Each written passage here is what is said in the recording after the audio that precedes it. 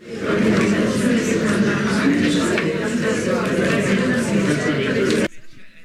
Mary, will you put it on Mary? Or just, I'm just going to hold it like this. Okay. So if you can manage like this. I can. Okay, thank you. No, Isaac will be. It's his job. Oh, sorry. Get out of the light. Good afternoon. Good early evening, everybody. It gives me great pleasure to introduce Mary from Blomenstein, whom I will tell you a bit about in a minute, and then she will introduce our speaker this evening.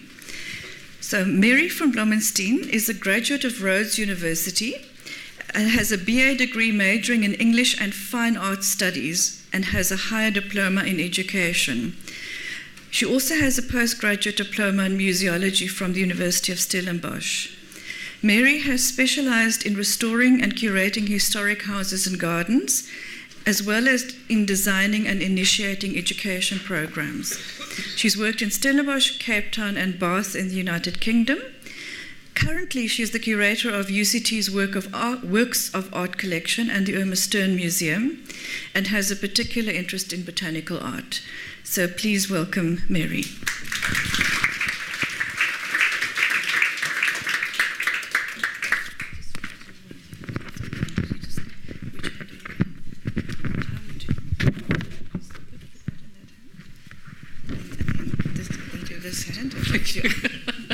It's nothing like being strung up in front of an audience.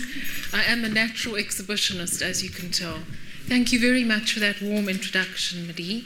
And it now gives me enormous pleasure to be able to introduce Brother Richard Maidwell, who is our guest speaker tonight. Born in Zimbabwe and educated at Christian Brothers College, Bulawayo, he moved to South Africa and joined the Catholic Order of Redemptionists as a religious brother.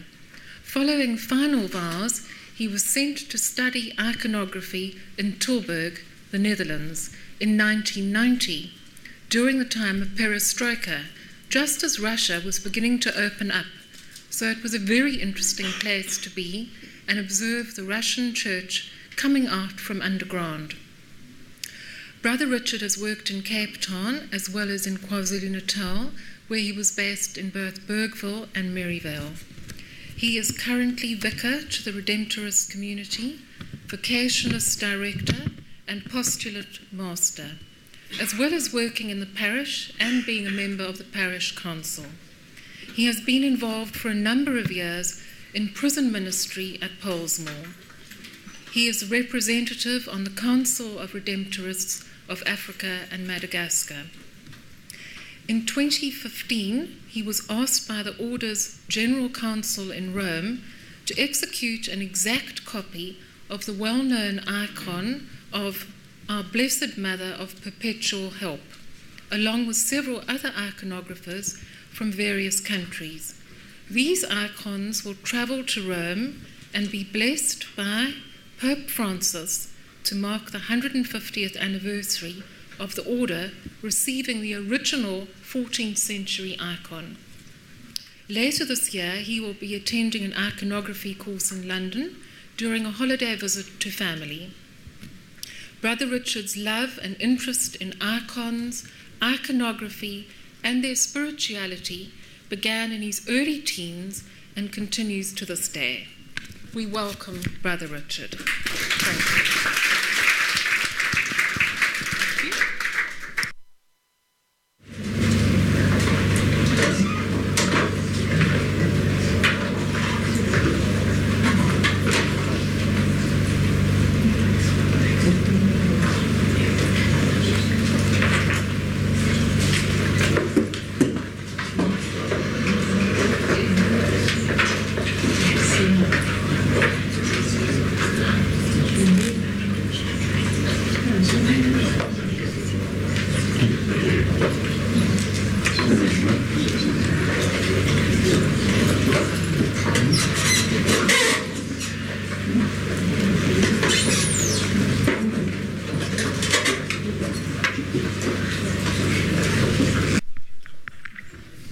And that will go in my pocket. Oh, There we go. No, that's okay. What happened? She just went off. Don't know what happened there. Oh, there we go. Well, good evening, everybody. I think I'm sorted out. Can everybody hear me? Yes. Well, hello. After a few little technological hiccups, I think we're on our way. My computer didn't like talking to this arrangement here, so thanks to we've worked it out. Again, welcome to this an expose on icons and iconography by an iconographer. I know somebody would say, are you an expert on icons? And I have to admit that I have been writing icons for 30-odd years, but I don't think anyone is ever an expert. It's a deep part of my spirituality and my Christian journey, and it's always in process. One is always learning. One is going ever deeper into all that the icon means, its history, its spirituality, its theology, and what it means in the church as an instrument of evangelization, as mission, as an art piece, as an historical art piece, as a period, as art historians like to put iconography as a period in art history. But of course for the church it is much more than that. And it's over and above and beyond art history, so that it's still a dynamic force in the life of faith. The first picture I put on the board is, of course, what we've come to call icons in our modern world. So it's a word that is used and bandied around in the technological world, political world, populist world, etc. Icons of society. But of course, icon is the Greek for image, so it just means image. A photograph is an icon in Greece, a likeness. So once we establish that, we've got a good idea. But of course, in our modern world, these icons that we see on the screen are very much related to what we will discover about the religious icon. In fact, all human beings are icons of God, as we say in iconography. But the usual understanding when we speak of religious icons are generally these jeweled, mostly small, beautifully painted little images. These are what we find in antique shops, what collectors are generally after, when particularly with the Russian style of icon, with what they call an oklad, which covers the painting. And in some of them, of course, they're very valuable and they have diamonds and jewels, etc., depending on how famous a particular icon was. But this is what comes up in the popular imagination when we talk about icons. But of course, it's much broader and it's much wider than just Russia and Greece. The whole of the Eastern Mediterranean, Russia, and parts of Europe, Italy, where iconography is still used, even in the Roman Church, the Latin Church, as well as the Orthodox Church, and as well as Catholics of the Byzantine tradition. So we have an old Russian icon here, a modern Greek pantocrator, a Coptic Egyptian contemporary icon, a Coptic 4th century wall painting, and two 16th century Greek icons. So this is just a little example of the diversity in iconography, but also, if we look carefully, a unity. We could all name them and label them icons. even though there are differences. And of course, they are not just historical pieces. They are still used. They are very much a part of the faith and life of the Church, of Orthodoxy, Catholicism, Byzantine Rite. As you can see, Putin of Russia presenting the Pope an old Russian icon on his visit to the Vatican. The canonization of a Ukrainian martyr, the devotional aspect of iconography, etc. So they're still very much alive and in use. And of course, the interior of a Byzantine church with the icons is an integral part of the architecture and the worship and the liturgy. So that's all still very much part of the Eastern Church. Icons are also jewels. The efkaphelion of the bishop, which he wears around his neck. Usually in the Latin Church it's a cross, but in the Greek and Russian churches it's this. These Byzantine pieces of jewelry are also considered icons. So an icon extends from a panel piece to a piece of jewelry, to a embroidery on a vestment, to a mosaic on a wall, on a dome. It's wide, very wide.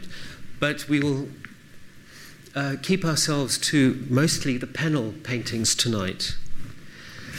So an icon, what is an icon? What makes an icon? How do we identify an icon? So I have two pieces here. Where did I put my little notes? Which are both extremes, but of course one is a Byzantine icon and the other one is a Western painting by Velázquez from the 17th century.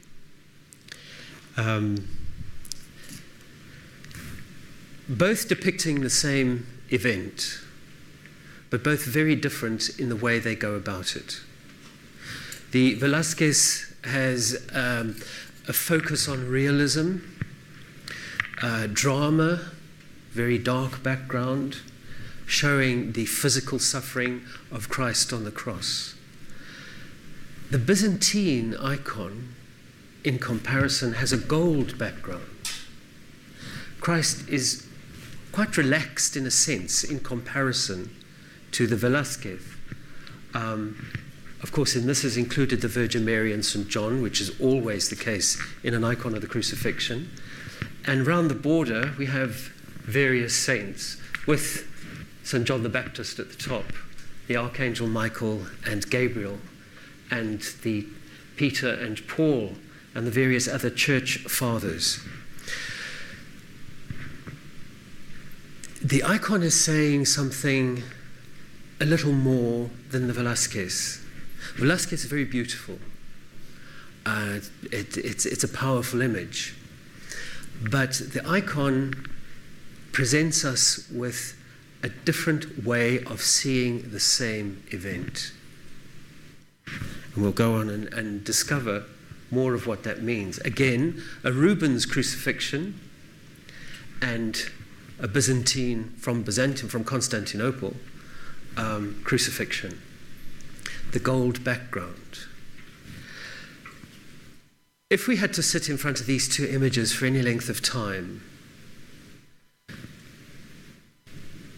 we could come to an understanding, perhaps a deeper understanding of the suffering man there, Jesus.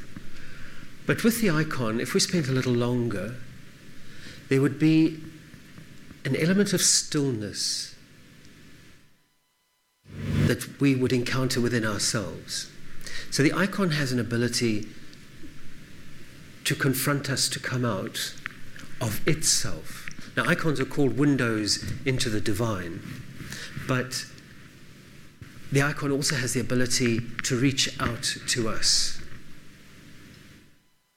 And the longer you spend with them, One can explain it, but one has to spend time with them in order for this to happen and to take place. Now here again, two extremes.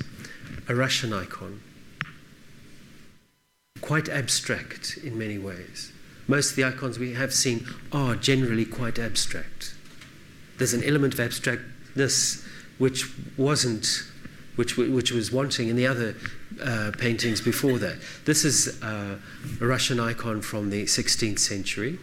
It's Our Lady of Vladimir, of which there are many, many, many copies, and of course the Raphael on the other side. The Raphael, again, the element of naturalism, trying to capture that element of the tenderness of a mother and child.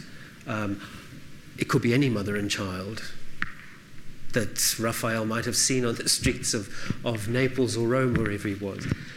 The icon, again, that element of stop. There's something more here. Very abstract, very flat, but either they attract you or they repel you. And that's something about the icon which we will also look at further. Here again we've got Michael the Archangel, Raphael's Archangel, which is very dramatic, standing on Satan, and he's ready to spear him. Large open wings, he's just alighted on this creature. The icon, Russian, also 15th century, still, frontal, looks very primitive, but has a presence, a directness. The gaze of the angel is directed at you. So immediately there is a type of relationship which happens between you and the angel depicted. You're not looking at a scene, you're confronted with a person. So there's less action, but there is a presence.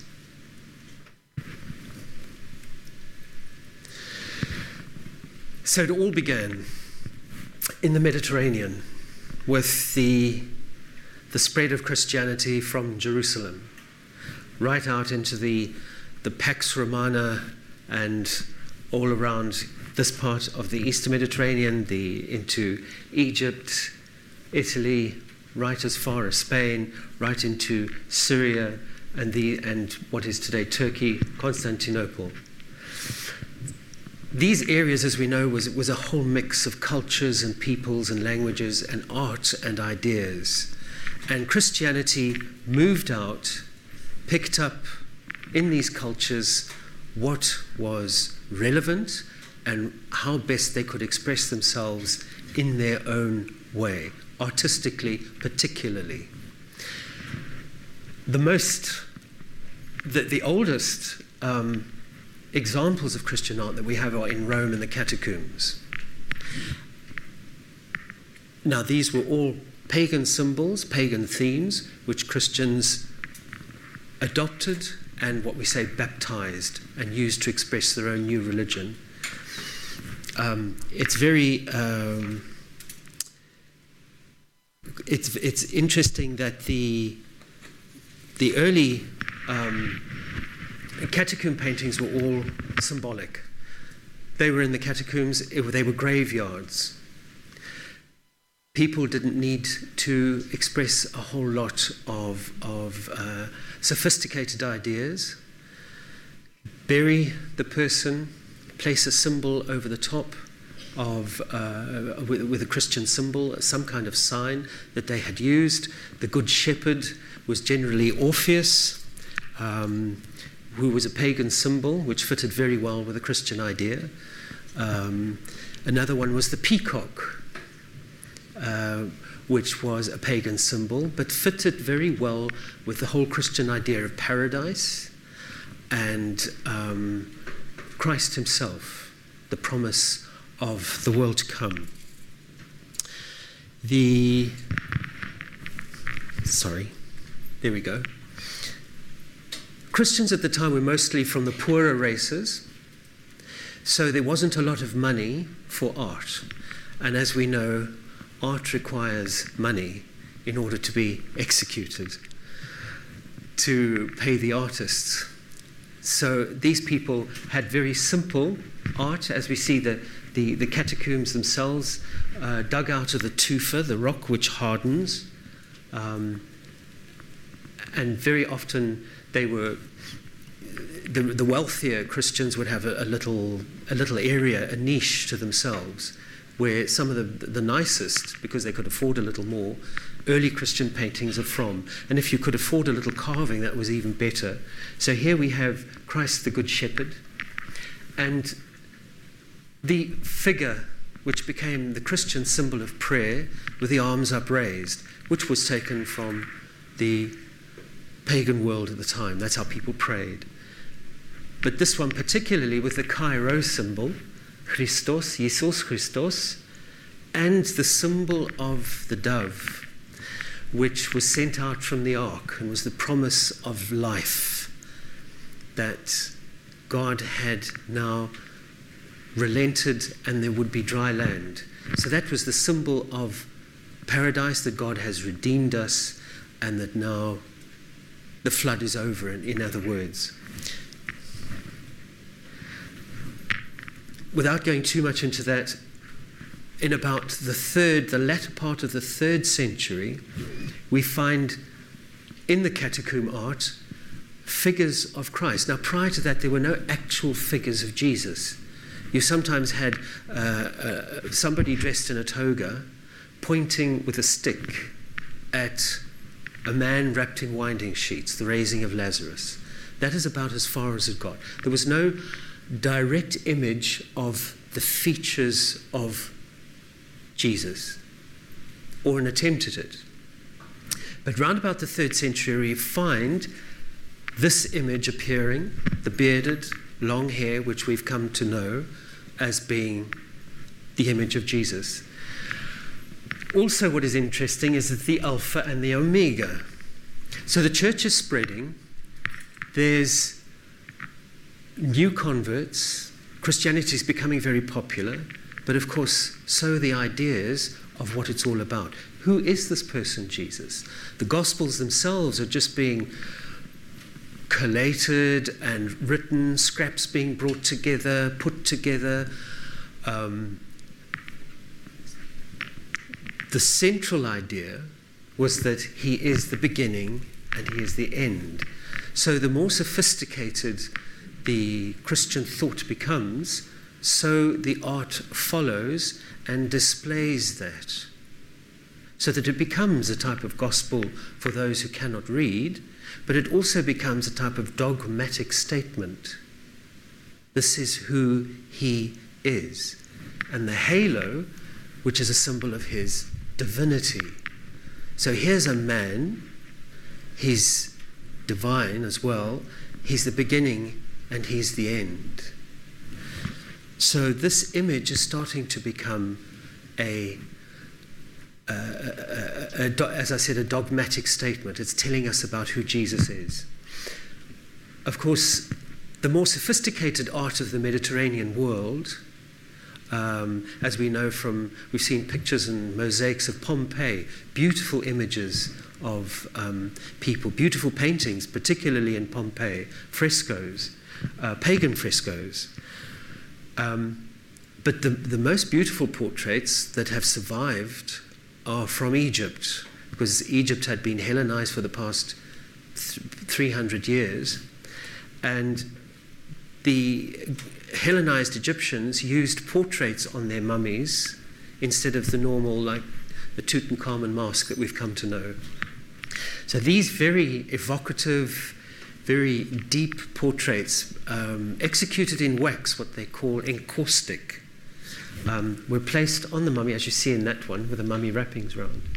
And because of that, in the dry air, most of them were found in a place called Natrun, which is not far from Cairo.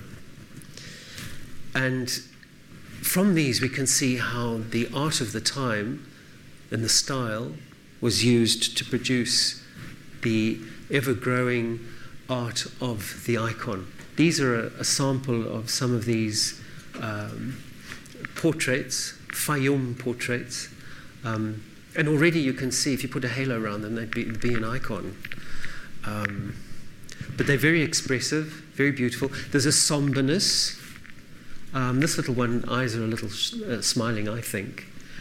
But, sorry? Are they Christian? No, most of these were just pagan Roman, or Greek with Roman, because there was a mix of culture. But that looking out beyond death, the large eyes, the seriousness, there's no big smiles and teeth and things. There's just a portrait, gentle, but there's a presence. Now, of course, the early Christians, in wanting to express what they felt about the new faith and to express it visually, of course, we're at the right time and place in order to use this to do so. Sorry, going back. There we go.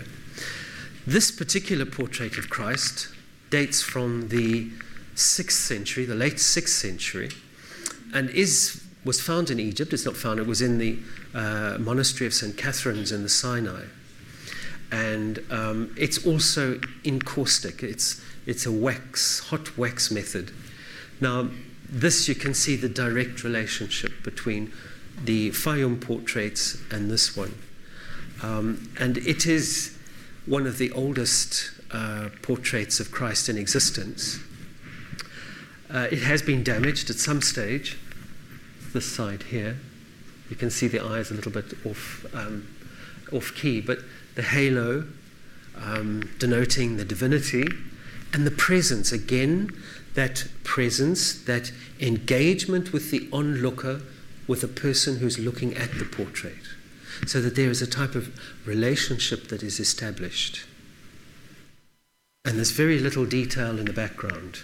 Of course, he's holding the gospel books, jeweled gospel books, and blessing with his right hand. This is also an encaustic painting from St. Catherine's Monastery in Egypt, around about the same time as the portrait of Christ. And it is of the Virgin Mary, with the Christ child seated on her lap. We've got St. George and St. Theodore. That was the other one. Both martyrs because they hold the cross. And of course, by this time, Christianity has become much more popular. It has been legalized, and it is starting to take on the expression and the symbolism and the trappings of the Byzantine court. So the Virgin Mary is dressed and seated as the Byzantine empress, in the same color too, the royal purple, although this is a variation of purple. And the two martyr saints are dressed as courtiers, although George was a Byzantine soldier. There we can see the Virgin Mary is looking slightly off to the side. The halo's there again. The very frontal hierarchic attitude of the portraits. And the one of St. Theodore, again related in the same category as the Fayum portraits, with that direct gaze.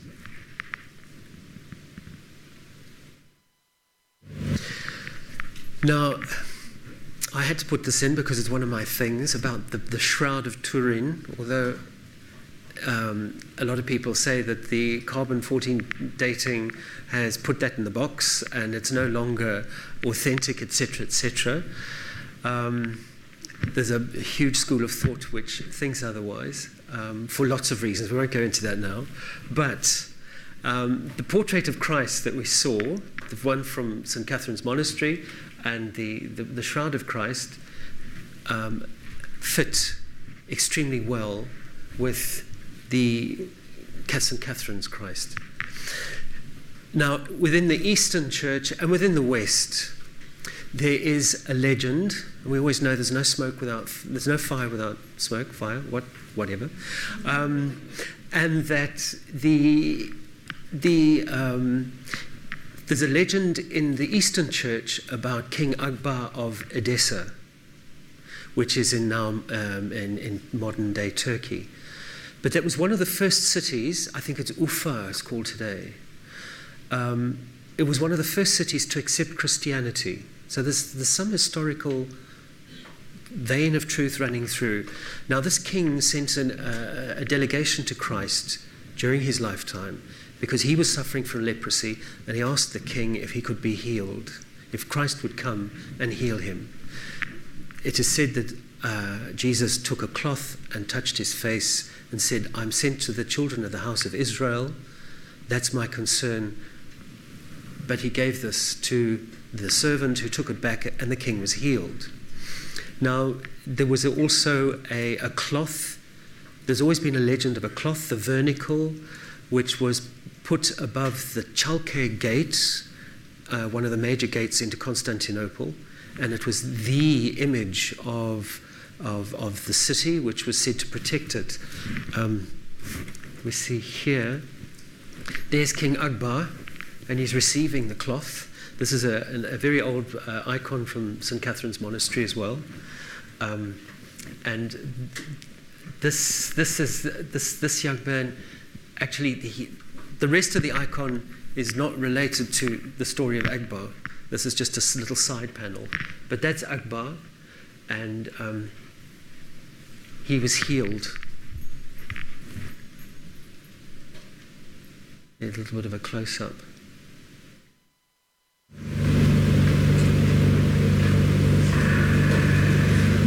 Of course, there's a whole theme of the holy veil, the vernicle, which has existed from very early times, right through to modern times. And we see this repeated and repeated in icons all over the place.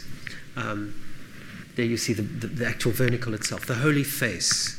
And the icon is known as the icon Akiropoites, the icon made without human hands.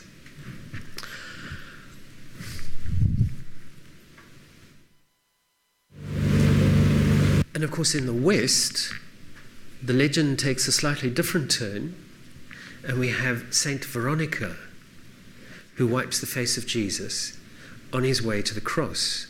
Now, Veronica, the word Veronica, is a play on vera, ikon, the true likeness, the true image. So, from east to west, there's something about this cloth. And even in various places throughout the world, I know in Italy there's a cloth in St. Peter's which is said to be the cloth of Christ, etc. So there's something that kept going right from a very early time.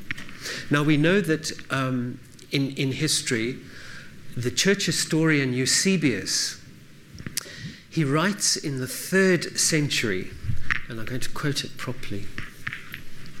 This is Eusebius' History of the Church, written in the 3rd century. And he says, "As I have mentioned, I do not think I ought to omit a story that deserves to be remembered by those who will follow us, the woman with a hemorrhage, who, as we learn from the Holy Gospels, was cured of her trouble by our Saviour, was stated to have come from here. Her house was pointed out in the city, and a wonderful memorial of the benefit the Saviour conferred upon her was still there. On a tall stone base at the gates of her house stood a bronze statue of a woman, on one knee, and resembling a suppliant with arms outstretched. Facing this was another of the same material, an upright figure of a man with a double cloak, neatly draped over his shoulders, and his hand stretched out to the woman. Near his feet on the stone slab grew an exotic plant, which climbed up to the hem of the bronze cloak and served as a remedy for illnesses of every kind. This statue, which was said to resemble the features of Jesus, was still there in my own time, so that I saw it with my own eyes when I resided in the city. It's not at all surprising that Gentiles who long ago received such benefits from our Saviour should have expressed their gratitude thus. For the features of his apostles, Paul and Peter, and indeed of Christ himself, have been preserved in coloured portraits which I have examined. How could it be otherwise when the ancients habitually followed their own Gentile custom of honouring them as saviours in this uninhibited way? Now it's interesting because Eusebius wasn't comfortable with the idea of images, but he quotes this in his History of the Church in the 3rd century. So the idea of these images and these legends going so far back, and the features of Jesus that we've come to know point to quite hard evidence. So of course now we have these various interpretations, you could say, but recognizable as the face of Christ. Contemporary Greek, Macedonian, both these Macedonian, from different periods. These are contemporary. This one is, both these are 16th century. But the unmistakable feature, if you saw it, you know exactly who it is. There we go. And of course, this particularly beautiful mosaic from Hagia Sophia in Constantinople, Istanbul, which seems to bring together those simple features of the icon which you will find in most icons, and which, thanks be to God, has been preserved over the centuries, but has a particular draw, a particular beauty about it. Of course, this all came to a bitter challenge in the 8th century when the Byzantine Emperor Leo decided that they must do away with images. There were books, tomes have been written as to why he came to this conclusion, and he did it off his own bat. Byzantium was threatened by the Islamic invasions and the growth of Islam in the Eastern Mediterranean. He was very afraid that, and the empire had been threatened already. Islam was very direct, no images, straightforward, as he saw it, no nonsense. And large portion of the populace were monks, and their job was painting icons. So it'd be better if we didn't have icons and the monks went to the army to defend the city. So put all those reasons together, and he banned the image, and they went around destroying images in churches and everywhere. It was a huge thing. People were martyred. Iconographers had their hands cut off and their eyes put out, and all sorts of dreadful things, as we can see here from this manuscript. Iconoclasm, that's where it comes from, yeah. So the result of this was the 7th Ecumenical Council of Nicaea. So up until then, as I've said, the image was reflecting what the church felt and thought about who Jesus is. So in the 4th century, in 325, because of controversy over who Jesus was, the church called a council. So the main centres, if we go back to our map, the main centres of the Eastern Mediterranean, where the church had settled. So you had Alexandria was one of the main centres. You had Antioch and Constantinople and Rome. They all got together and they called a council, an ecumenical council. So the first one was in 325, and that established the relationship between Jesus and God the Father, that they were of the same substance. That was the idea. And then the next one was the Council of Constantinople, of Nicaea, which put together the Nicene Creed, which most Orthodox Christians still use to this day. Then you had the Council of Ephesus in 381, because the humanity of Jesus was questioned. God could not take human form, but then, or not become human in that sense, be a person. So the role of the Virgin Mary was accentuated, and suddenly her image and her role in the Christian story was extended and accentuated. So in icons, we see more icons of the Virgin Mary, like that one in St. Catherine's Monastery, and we'll see here, sorry about that, in this little icon, which is in the British Museum, which celebrates what they call the triumph of orthodoxy. So the church got together again in Nicaea, where the creed had been formed, in the 8th century, and they had to hammer out this whole idea of why the emperor had banned images. And his son and his son's son. So for about 200 years, this controversy continued. And the result was that the church decided, no, this is a Christological question. It's not about images. The question is about who Jesus is. If we say that he became a person, then we can depict him. And we have to depict him, because this stands for the very revelation of God in Christ. So the iconoclasts, they argued that you can't depict the humanity. If you depict the humanity, you're leaving out the divinity. But they went back again to the fathers of the church and said, he is human and divine. He's completely human and he's completely divine, but without confusion. And therefore, an icon of Christ shows the person of Christ. The same way as a photograph of a loved one shows the picture of the loved one, but not the loved one's spirit. But you couldn't have the photograph if that person never had a spirit. So the icon stands as a dogmatic statement of the incarnation, that God became a human person. And that the icon is put together with the scriptures, so that the icon of Jesus is a statement. That's why we say we write icons. It is a text witnessing to the humanity of the Son of God, the second person of the Blessed Trinity. So the scriptures and the icon became one and the same, because they're both saying the same thing. So that was the seventh ecumenical of Nicaea. And it's interesting that the church, East and West, has never had an ecumenical council since this time.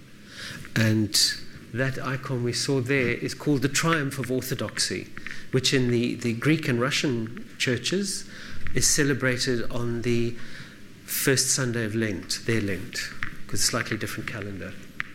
So there we see the emperor, the little emperor, and his mother Irene, who was standing as his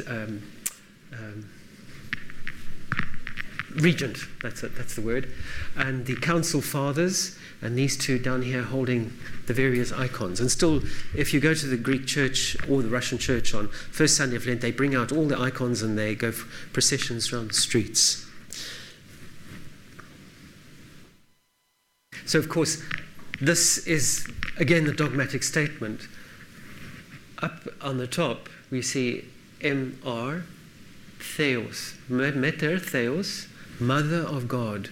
So Mary becomes the Mother of God because she gave birth to the Son of God, Jesus Christ. She gives him his humanity. So she plays a special role. She's that bridge. She shows the way to her Son with her hand, who is he who is. Who did they say the Son of Man is? He who is. The one who leads the way. Hodigitria, and of course the angels in attendance. Again, it's not about making a photographic image. It's about a style that was preserved, which best presented what the church was saying. And we'll go a little bit even deeper into that. Jesus, he who is Pantokratora, he who holds all things in his hands. So that's how, and then of course St. John of Damascus was one of the big lights at the council, and then he wrote how matter and divinity are joined in Christ, so that I do not worship matter, but I worship God through matter, which is how my salvation came about. So he was one of the big leading lights, St. John of Damascus, and wrote extensively on that. Now, another very interesting thing which we spoke about earlier, the likeness. Right from very early on, and this particular portrait here was found under the streets of Rome. I think it was about in the last 10 years they discovered it. And it dates from the 3rd century. Now we can see this bald pate, pointed beard.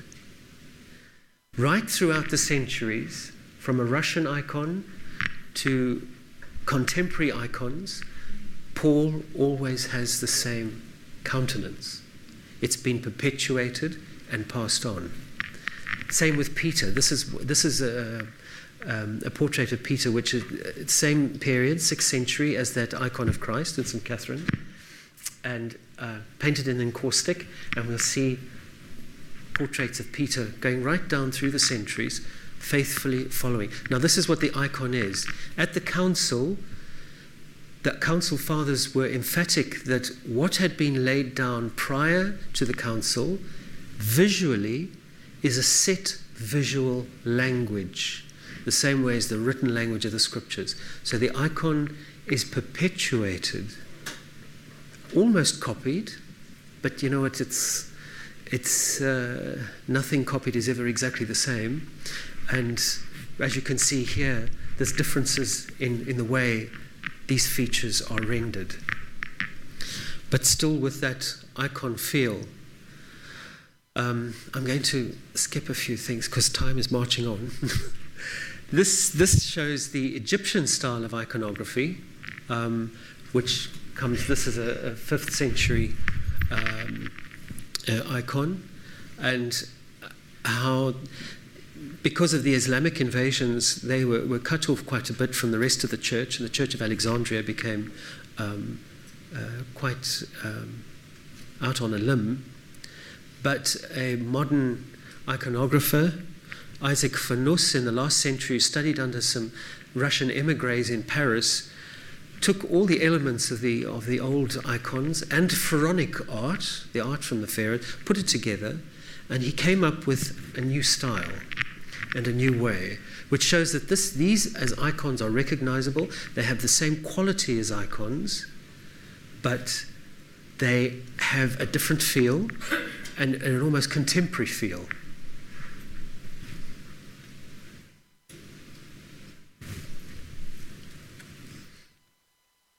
Ethiopia, which was influenced by the Church of Alexandria and maintained, produced its own particular style and way of depicting. But as we can see, still keeping to the themes and to the style and to the frontality, etc., of the Byzantine school and the discipline of iconography, the canon. And this is Russia. That just shows you that during the communist regime, how much was destroyed. And interestingly enough, replaced. So instead of going on processions with large icons of Christ through the streets, it was Lenin and it was Stalin, all those guys. Yeah. And this particular icon, which is very beautiful, painted by Andrei Rublev, who was put up, who's been canonized by the Russian Church, and he produced these beautiful, very deeply spiritual, typical Russian. Russia embraced Eastern style Christianity in the 9th century, and they took Byzantine style Christianity and gave it their own particular depth of spirit and style, even in their spiritual writings, the saints they produced, etc. And this one was found, thankfully, in a barn. Somebody recognized, they knew that there were some Rublev icons in this period before the revolution, and they went hunting, and it was in a barn, and it was used as a step. And by accident he stood on it, and it turned over, and he saw, and of course it was restored. These two as well, St. Paul again, recognizable, and the Archangel Michael, Rublev icons. Now, these are what we'd call on a desis tier, so they're not looking directly at us. They would have an icon of Christ in the middle, and then the Virgin Mary, John the Baptist, the Peter and Paul, Michael and Gabriel, etc., going down, asking for Christ's intercession. So that's why they would be turned towards him. And of course, that icon we saw of the Trinity was one of the famous icons of Andrei Rublev. We don't have time and space to really go into this particular one. It's the Father, the Son, and the Holy Spirit. It's got a geometric design. The figures fit into a perfect circle, which gives it that the idea of eternity. It goes very deep. I'm very tempted. The mountain of Sinai, the tree of the Garden of Eden, the Temple of Jerusalem, the Mount of Transfiguration, the tree of the cross, the New Jerusalem, all symbols, and we didn't go down there.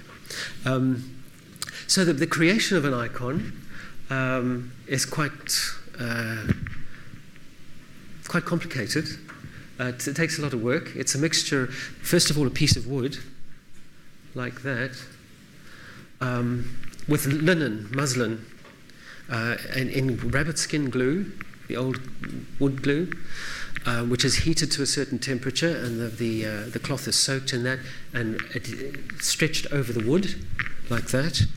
And then a mixture of skin glue and chalk, calcium carbonate, is mixed in to form a paste, and then that is spread over the panel, the cloth that's stuck and already dried, and then has to be rubbed in with the hand so no bubbles form. The drawing, so this is a drawing of a particular icon. With the geometric, we haven't got time, that's another whole branch of iconography, is the whole, what they call sacred geometry, which gives the icon that almost relaxed feel, that stillness, because it is balanced, and is meant to be restful because it's meant to draw into prayer. That's another one, a drawing for an icon. And then what they call bowl. So if you know about gilding, the bowl is put around the background, which will be covered with gold. And there's the gold leaf going on. And the bowl has to be sanded and sanded right down until it's completely smooth like glass because of the gold. Colors are generally, this is a different kind of bowl because you can burnish the gold or the gold can be flat. There's two types. But there's the gold being put on. This is the bowl here. Egg tempera, so these are pure pigments. So these colors would be used in acrylic paint, oil paint, watercolors, etc., depending on the binder. But in iconography, the binder is egg yolk with water, a little bit of vinegar as a preservative, and the colors are built up in very fine, transparent layers on top of each other. The Russians have a different way of painting to the Greeks, even though it's tempera. Greek iconography is generally painted on a easel. Russian iconography is painted flat because it's very watery colors with long drying times between each layer. So you get a different effect with So that would be the end result of the icon that's being prepared, as you see there. This is the build-up, so that you get the flat colour at the bottom, and then these would be about 4 or 5 highlights which go on thinly to bring up, and then with the whites getting smaller and smaller around the highlighted areas, bringing those features out.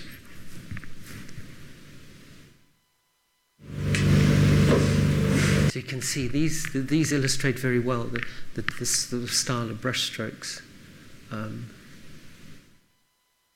that's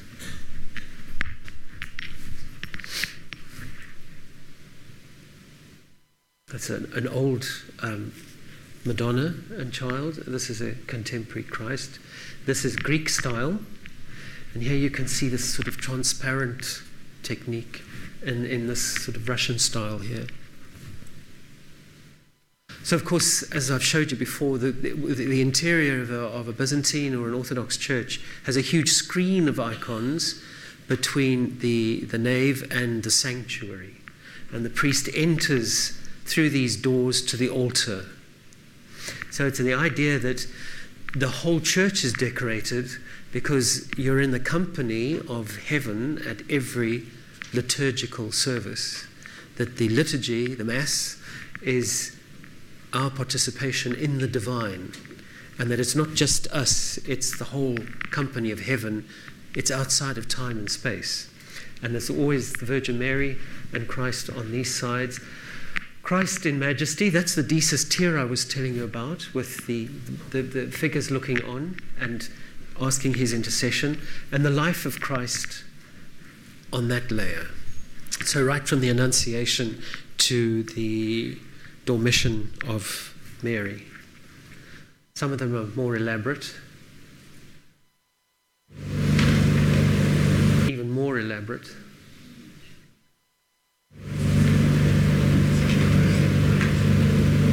And of course, the mosaics in the back of the church, in all the walls. This is in Palermo. And it's set out in a particular way so that the dome is Christ, the Pantocrator, the one who holds all things in his hands. And there you've got the Virgin Mary. He became man for our sake, the company of heaven. Peter, and that's not Paul. Oh, no, sorry, Paul and Peter. I don't know if you can see them more clearly than me. With their particular look. More domes. So that sense, that idea of beauty is a very important part of the spirituality of iconography. Beauty is touching the divine. Beauty attracts. Beauty leads us to depth. Beauty leads us to God. So that the idea that an icon must be beautiful is very important. Now, in some Eastern European countries, even the outside of the church is decorated. This one is in Yugoslavia. Yes, that's right. Yes. Yeah. Serbia. This one, Serbian. Yeah. That one's Russian, and this one is Serbian. So even in Russian churches, the outside is gold domes and very, very beautiful. Again, icons in contemporary spirituality and church. This one. And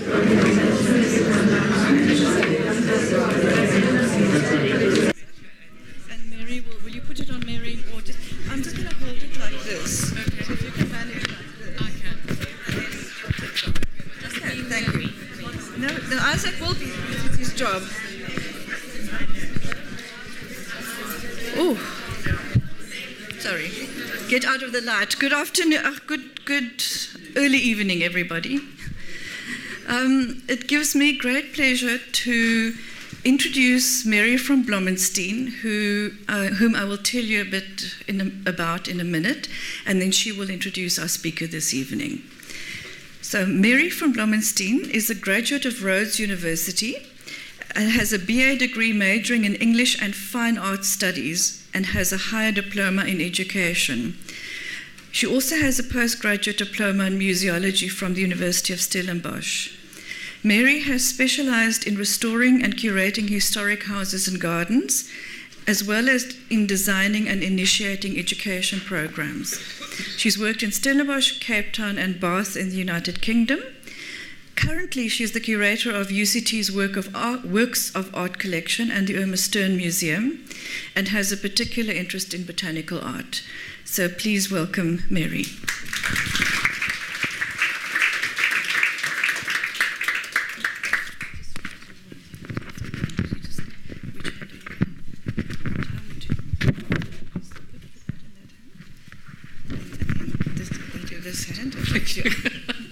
It's nothing like being strung up in front of an audience.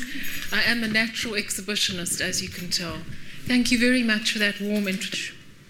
So it just means image. A photograph is an icon in Greece, a likeness. So once we establish that, we've got a good idea. But of course, in our modern world, these icons that we see on the screen are very much related to what we will discover about the religious icon. In fact, all human beings are icons of God, as we say in iconography. But the usual understanding when we speak of religious icons are generally these jeweled, mostly small, beautifully painted little images.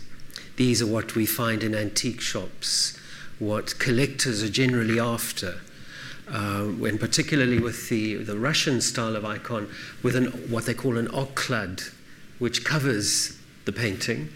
And in some of them, of course, they're very valuable and they have diamonds and jewels, etc., depending on how famous a particular icon was. But this is what comes up in the popular imagination when we talk about icons. But of course, it's much broader and it's much wider than just Russia and Greece. The whole of the Eastern Mediterranean, Russia, and parts of Europe, Italy, where iconography is still used, even in the Roman Church, the Latin Church, as well as the Orthodox Church, and as well as Catholics of the Byzantine tradition. So we have an old Russian icon here, a modern Greek production, and it now gives me enormous pleasure to be able to introduce Brother Richard Maidwell, who is our guest speaker tonight. Born in Zimbabwe and educated at Christian Brothers College, Bulawayo, he moved to South Africa and joined the Catholic Order of Redemptionists as a religious brother. Following final vows, he was sent to study iconography in Tilburg, the Netherlands, in 1990, during the time of perestroika, just as Russia was beginning to open up. So it was a very interesting place to be and observe the Russian church coming out from underground. Brother Richard has worked in Cape Town as well as in KwaZulu-Natal, where he was based in both Bergville and Maryvale. He is currently vicar to the Redemptorist community, vocationalist director, and postulate master, as well as working in the parish and being a member of the parish council. He has been involved for a number of years in prison ministry at Pollsmoor. He is representative on the Council of Redemptorists of Africa and Madagascar. In 2015, he was asked by the Order's General Council in Rome to execute an exact copy of the well-known icon of Our Blessed Mother of Perpetual Help, along with several other iconographers from various countries. These icons will travel to Rome and be blessed by Pope Francis to mark the 150th anniversary of the Order receiving the original 14th century icon. Later this year, he will be attending an iconography course in London during a holiday visit to family. Brother Richard's love and interest in icons, iconography, and their spirituality began in his early teens and continues to this day. We welcome Brother Richard. Thank you.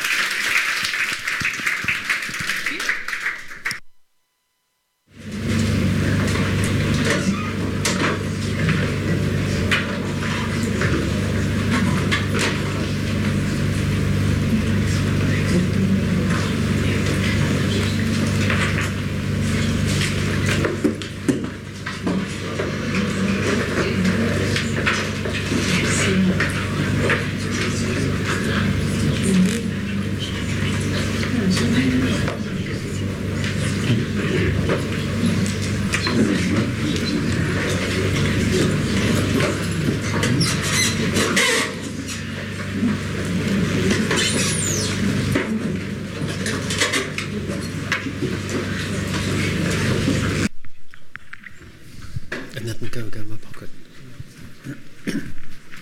Oh, there we go. No, that's okay. What happened? She just went off. Don't know what happened there. Oh, there we go.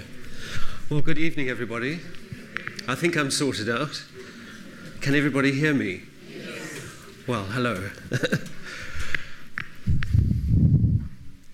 After a few little technological hiccups, I think we're on our way. My computer didn't like talking to this arrangement here, so thanks to we've worked it out.